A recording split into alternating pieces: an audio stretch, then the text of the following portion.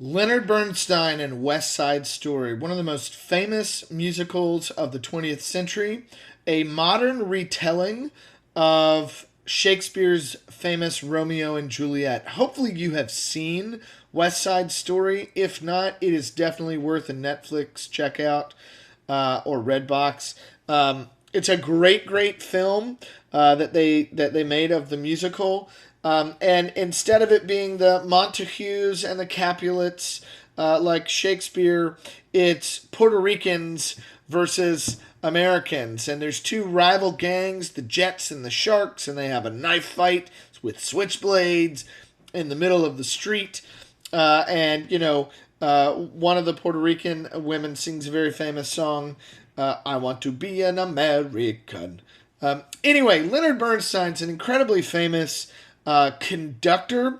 He's the first American born conductor of the New York Philharmonic, which was a big deal.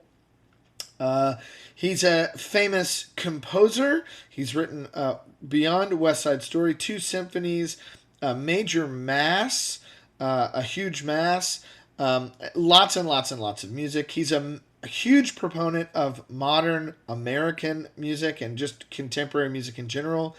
He worked very closely with Igor Stravinsky. I believe actually you watched a little bit of the Firebird video of Bernstein handing over the or at least you will if you haven't yet, handing over the baton to Stravinsky and letting Stravinsky conduct his own music. Bernstein also worked very closely with Aaron Copland and championed Copland's music, as well as Samuel Barber, another American composer. So he's a huge proponent and kind of ally for contemporary music, and in particular contemporary American music. He's also a fantastic educator.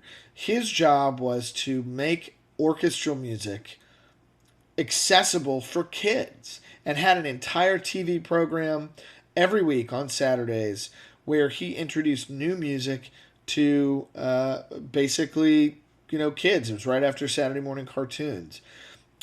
He's an incredibly interesting educator, composer, conductor who just celebrated his 100th birthday last year, or it would have been his 100th birthday last year. And so lots of Bernstein through all the major orchestras, even the Western Piedmont Symphony. We played a couple of pieces by Bernstein last year.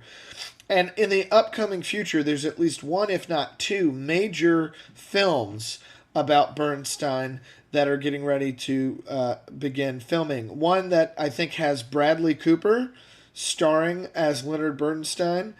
So that should be very interesting, very exciting. So anyway, I think the mass media, Hollywood, is taking their Bernstein take soon. So hopefully you'll get to learn a little bit more about his life, which is very interesting on its own, as well as his work. So hope you enjoyed this piece. It's a great piece.